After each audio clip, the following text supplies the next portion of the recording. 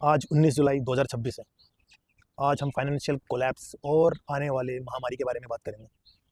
समय रेखा एक सीधी रेखा नहीं होती, वो एक साइक्लिकल फॉर्म में होती है। जब हमने अपनी कैलकुलेशन में पाया तो हमने ये पाया कि अगर कलयुग 1000 सालों का है तो उसके अंदर छोटे छोटे फ्रेम्स के अंदर भी एक टाइम साइकिल काम कर रहा होता है, जिसकी अवधि 138 साल और 7 महीने मात्र होती है। और ऐसी ही 10 साइकिल होती हैं एक समय के अंदर। तो हम कलयुग के उस 7वीं साइकिल के बिल्कुल अंतिम पड़ाव पर पहुंच गए हैं और वो 7वीं साइकिल ख़त्म होने वाली है 2038 में। और जैसा कि योग वशिष्ठ ने बताया था कि जब हम उस साइकिल के 7वीं साइकिल के अंत के 20 सालों के अंदर होंगे, जिसे हम प्रलय संधि कहते हैं, तो हर तरफ अफरा तफरी मची होगी, क्योंकि वो एक बीजारोपण होगा आने वाले समय का। तो 2018 से हम उस संधि काल के अंतिम पड़ाव में हैं। तो आपने देखा होगा कि 2020 से किस तरीके से कोविड वायरस और उसके बाद में किस तरीके से चीज़ें चल रही हैं और फिर अब युद्ध हो रहे हैं। अब हम जैसे जैसे अब हम समय के साथ आगे बढ़ेंगे, 2026 से ही एक फाइनेंशियल कोलैप्स स्टार्ट हो जाएगा। लेकिन इसका मतलब ये नहीं है कि पूरे दुनिया के अंदर ही एक फाइनेंशियल कोलैप्स आ रहा है। ये ट्रांजिशन फेज़ के अंदर होगा।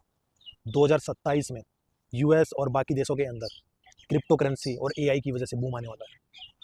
और आपने देखा होगा कि भारतीय सरकार ने भी अब आपको डायरेक्ट यूएस के अंदर स्टॉक एक्सचेंज में पैसा लगाने के लिए अनुमति दे दी।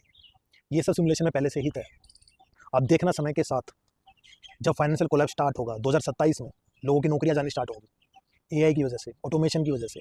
बहुत कम रोजगार बचेंगे और वहाँ से शुरुआत होगी एक ऐसे रोग की जो वाइब्रेशनल लेवल पर होगा। और जब कोई रोग आपकी सोल के वाइब्रेशनल लेवल पर हो तो उसे आदि कहते हैं। शास्त्रों के अनुसार कोई ऐसा रोग जो पहले फ्रीक्वेंसी लेवल पर हो, और जब वो आपके माइंड को डिस्टर्ब करेगा तो धीरे धीरे वो आपके प्राणाज यानी कि आपकी फिजिकल बॉडी के ऊपर भी इम्पैक्ट डालना शुरू करेगा।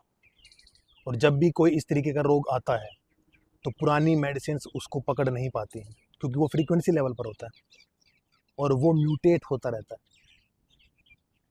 ठीक है ना। तो जब वो रोग बढ़ेगा तो आप देखेंगे कि साथ के साथ में दोनों चीज़ें चल रही होंगी। लोगों की जॉब जा रही होंगी और इस तरफ एक डिसीज़ आ रहा होगा, लोगों को फाइनेंशियल क्राइसिस आता हुआ दिख रहा होगा। फिर हम एंटर होंगे 2028 के अंदर, जहाँ से इस टाइम साइकिल की 7th साइकिल के लास्ट के 10 ईयर्स बचेंगे, जुलाई 2028 से जुलाई 2038 तक। और फिर आप देखना कि वो रोग किस तरीके से बढ़ता है और कितने सारे लोगों पर उसका इफेक्ट आता है, और एक फाइनेंशियल क्राइसिस जो पूरी दुनिया को अपनी चपेट में ले लेगा। पूरी दुनिया 2028 में एक फाइनेंशियल क्राइसिस की तरफ बढ़ रही है, एक ऐसा फाइनेंशियल क्राइसिस जो आपने अपनी लाइफ में कभी नहीं देखा होगा। उससे बचने का सिर्फ एक ही तरीका है, आप प्राणायाम कीजिए, अपनी सोल की फ्रीक्वेंसी को बढ़ाइए। ये सारी चीज़ें इस समय के अंदर पहले से ही नियमित हैं, आप इसे बदल नहीं सकते हैं।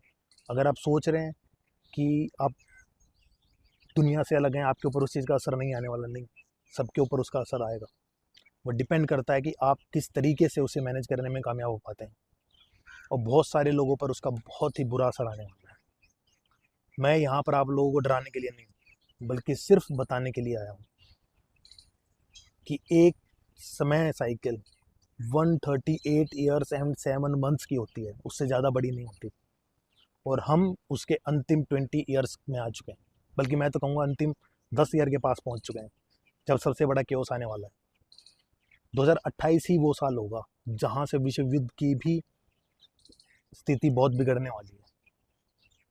लेकिन इन सब से आपको घबराना नहीं है, आपको अपनी सोल की फ्रीक्वेंसी को बढ़ाना है, प्राणायाम करना है, क्योंकि हम अपने सोर्स के बेहद नज़दीक हैं।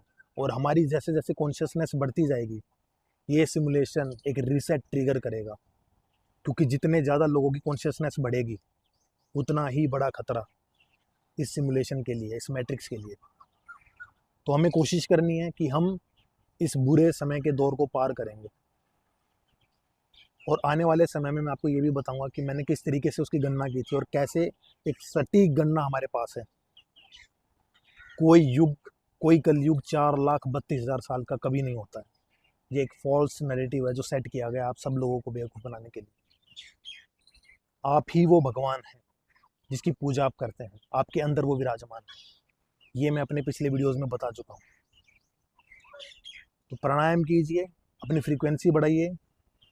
जो वो सब नहीं कर पा रहा है, एटलीस्ट कम से कम जब आप बहुत सारे लोगों आपने सुना होगा कि नाम जप कीजिए। नाम जप करने का मतलब सिर्फ इतना है कि आप एक जगह पर बैठकर मेडिटेट करने में कामयाब हो जाते हैं। उस कुछ पल के लिए आप उस भारी दुनिया से कट जाते हैं, और उसका एक पॉजिटिव इम्पैक्ट क्या होगा? उसका पॉजिटिव इम्पैक्ट ये होगा कि अगर आप वो भी करते हैं तो कम से कम वो बाहर की जो नेगेटिव फ्रीक्वेंसी है कुछ पल भर के लिए वो आपके पास नहीं आएगी, और जब वो बढ़ रही होंगी तब आप अपने उस नाम जप के समय को बढ़ाइए, ताकि आपकी फ्रीक्वेंसी उस हाई लेवल की हो सके। क्योंकि ये जो समय आ रहा है, वो जितनी भी लो फ्रीक्वेंसी सोल्स हैं उनके इस सिमुलेशन से एग्जिट का समय स्टार्ट होने वाला है। बहुत सारे डॉक्टर और जितने भी ज्योतिष हैं वो सब उसको कहेंगे कि ये एक निमोनिया या फिर आपकी कोविड जैसी बीमारी है, लेकिन मैं आपको क्लियरली कह रहा हूँ कि ये एक आपकी सोल की फ्रीक्वेंसी के लेवल पर आने वाला डिसीज़ है, और इसको आप सिर्फ और सिर्फ इसी तरीके से ठीक कर सकते हैं या बच सकते हैं। अदरवाइज़ कोई और रास्ता नहीं है, क्योंकि ये सिर्फ उन्हीं लोगों को कैच करने वाला है जिनकी सोल की फ्रीक्वेंसी कम होगी। क्योंकि जितने ज़्यादा लोग अपनी कॉन्शियसनेस बढ़ाते जाएंगे, जितने ज़्यादा लोग क्वेश्चन मार्क उठाते जाएंगे कि इस दुनिया में कुछ तो गड़बड़ है, कुछ तो गलत चल रहा है, उतनी ही तेज़ी से वो रीसेट ट्रिगर होने वाला है, और यही हर बार होता है। इसलिए मेरी आप सबको सलाह, अगर आप सिल्वर या गोल्ड में से कुछ भी परचेज़ कर सकते हैं ताकि आप उस क्राइसिस के अंदर अपने लिए कम से कम ज़रूरी सामान खरीद सकें, तो आप उस फिजिकल गोल्ड और सिल्वर को ज़रूर परचेज़ कीजिए। साथ के साथ अपनी फ्रीक्वेंसी, सोल फ्रीक्वेंसी को ज़रूर बढ़ाएं, प्राणायाम कीजिए, ध्यान लगाना स्टार्ट कीजिए, और सबसे ज़रूरी बात, एक्सरसाइज करना स्टार्ट कीजिए, अपने बॉडी के वाइटल्स को स्ट्रॉन्ग कीजिए ताकि आप उस डिसीज़ वाले पीरियड को क्रॉस कर पाएँ। और मैं ये सब आपको डराने के लिए नहीं कह रहा हूँ, क्योंकि यही समय रेखा है जो बार बार उस लूप के अंदर हमें बार बार घुमा रही है, और इससे बचने का कोई रास्ता नहीं है। जब तक हम अपनी चेतना को नहीं जगाएंगे तब तक हम इस लूप से बाहर नहीं निकल सकते हैं। हम बार बार जन्म और मृत्यु के चक्कर में फंसे रहेंगे। धन्यवाद।